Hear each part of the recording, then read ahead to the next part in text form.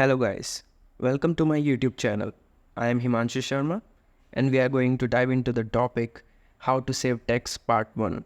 Further in this video, we will discuss old tax regime versus new tax regime along with some practical real life examples. But before we get started, make sure to hit that subscribe button and ring the notification bell so you never miss out on our amazing discoveries. Let's jump right into it.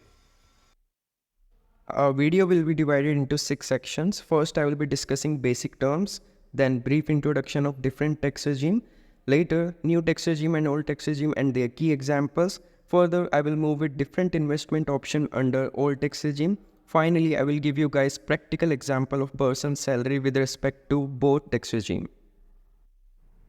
In this section, I will be explaining you few of the common terms that you will come across throughout the video session. One is taxable income. It includes all the components like HRA, basic salary, leave, travel allowances, etc. Note that it doesn't include food coupon gratuity as a taxable income, guys. Another is gross income. Gross income is the one which is like you hear that cost to company or cost to organization in case of government jobs. Note guys, gross income will always be greater than the taxable income. Just remember this relation. Investment. It is any form of saving which an individual taxpayer or non-taxpayer can do. It contains few of the investments like EPF, PPF, FD, NSC, National Savings Certificate, mutual funds, etc. Basically, the main motive of the investment is to increase your money over a span of few years. Next is Cess. When an individual is liable to pay tax irrespective of old tax regime or new tax regime, there is a 4% of tax which is charged over and above the amount a taxpayer is going to pay. I will give you an example to explain Cess. Suppose 1 lakh is the income of a person. 10% is the tax he is paying. So the final tax that he will have to pay will be 10,000. Okay. But wait.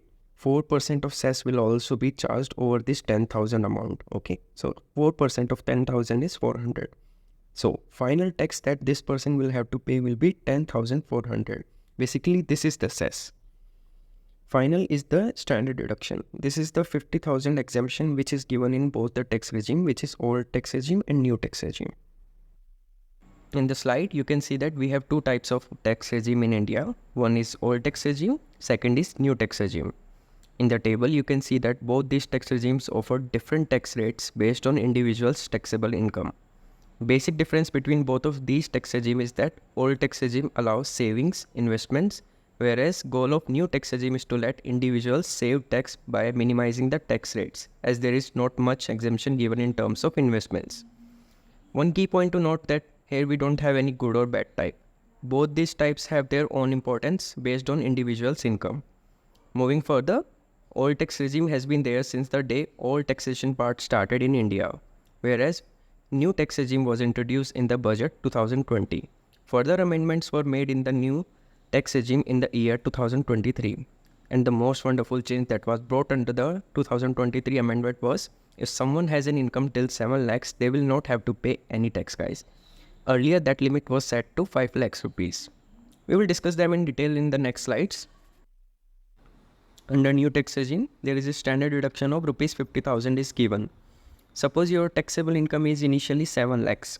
Then after deduction of 50,000, it will come down to 6 lakhs 50,000. This is same as old tax regime. There is nothing new about it. Further, a very key point which is very less known to people.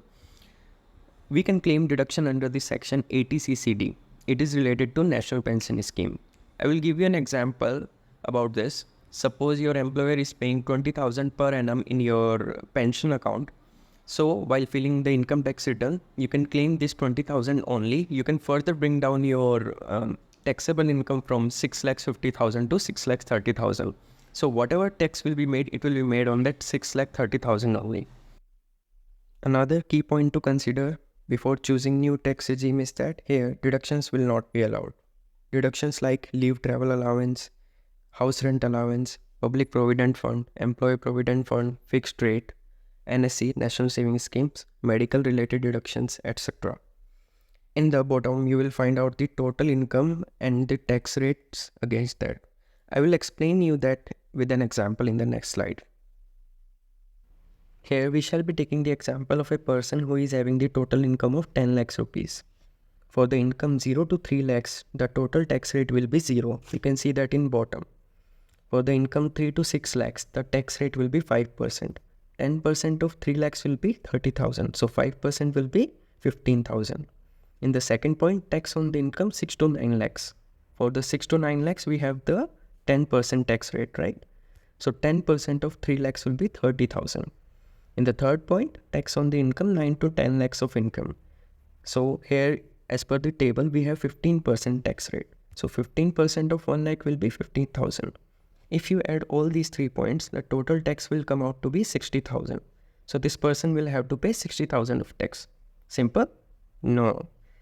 No guys. Do you remember in the beginning of the lecture, I was telling you that there is 4% of cess that is also applied for all the taxpayers. So here also, 4% of cess will be applied to this 60,000. So 4% of 60,000 will be 2,400. So final tax that this person will have to pay will be 60,000 plus 2,400. Okay? Let's move to old tax regime. Basic difference between old tax regime and new tax regime is that whatever investments we have made, we can claim them under old tax regime while filling income tax return form. This will bring down our taxable income. Okay? So the investments like PF, EPF, NPS and the rent that you are paying to your landlord or somewhere you are traveling in India or out of India, as per the company's policy or government jobs policy, you can claim such amount based on your basic salary. Okay guys? So let's move to the bottom where you can see the total taxable income and corresponding tax rates. You will note that the tax rates are higher in comparison to the new tax regime. It is because here in the old tax regime, we are allowed to claim exemption based on the investments we have made.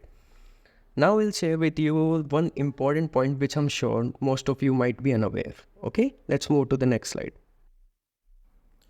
I will be discussing with you this example after I explain you one key section of income tax, which is section 87A. It provides a tax rebate or tax return to an individual taxpayer if their total income is less than either 5 lakhs for the old tax regime or 7 lakhs for the new tax regime. Okay? I know it must not be clear at the first glance. I will be giving you the example. Suppose a person A and we have the person B also. Person A has the income of 5 lakhs rupees. 5 lakhs means you can see in the bottom, he will fall under the tax rate of 5%. Okay, so 5% of 2.5 lakhs will be 12,500.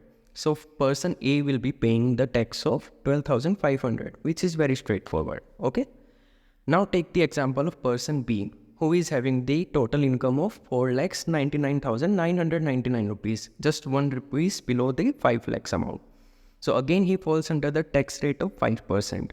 But here guys, he won't be paying any tax. Like you might be thinking that he will have to pay tax like 12,490 rupees, something like that. But no guys, income tax section 87A clearly states that if someone who is falling under the old tax regime and his income is even a rupee less than 5 lakhs, he won't have to pay any tax.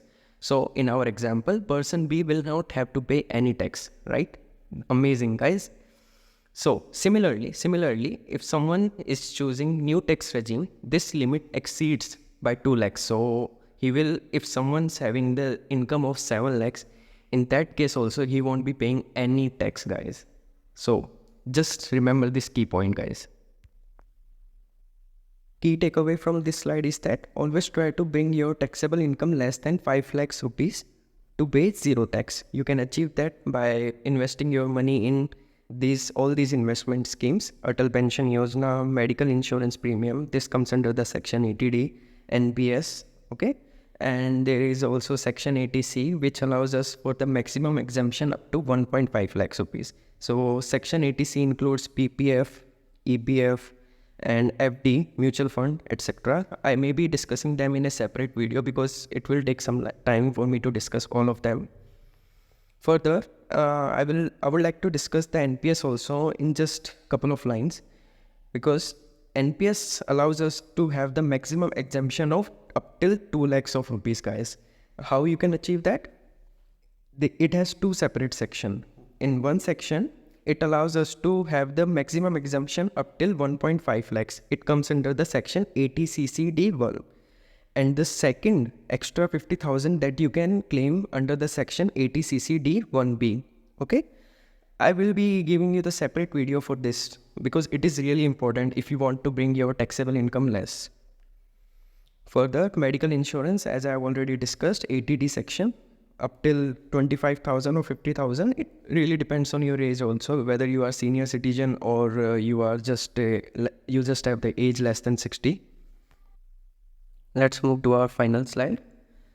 Just pause this video and take this screenshot of this slide. Okay. In this slide here, we have discussed about a person who is having the income of 8 lakhs rupees and he has invested his money in old tax regime, and the second case is he has invested his money in new tax regime. In both the cases, you can see that similar tax standard deduction is made of 50,000 rupees. So his final taxable income is 7 lakhs 50,000. Okay, I will be discussing old tax regime now. His total tax will be for 0 to 2.5 lakhs will be 0%, right? You can just recall the tax slab rates. And for 2.5 to 5 lakhs, it will be 5%. And for above 5 lakhs, it will be 20%, right? So his total tax will be 62,500, and over and above this, 4% of cess will also be included. So his final tax will come out to be 65,000, guys. This is very much because he has not made any of the investments, right? So I told you earlier that old tax regime is only beneficial if you want to invest your money. Then only it will be beneficial. Now come to the new tax regime part. We have discussed till the taxable income 7 lakh 50,000. So from 0 to 3 lakhs of income, he will be paying 0% tax. Okay. For 3 to 6 lakhs, he will be paying 5% of interest. Okay. And beyond that, he will be paying 10% of interest. So his final taxable income will be 30,000, guys. And 4% cess will make it as 31,200 rupees. So you can see that, guys, what a major difference you can see, right? To summarize all of this, whether to choose old tax regime or new tax regime, it entirely depends on an individual basis.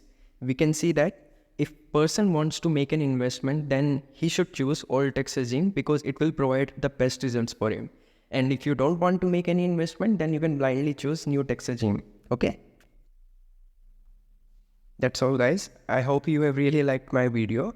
And in case if you still have any doubt, feel free to ask me in the comment section, or you can contact me on my Insta ID, which is given in the slide. Bye.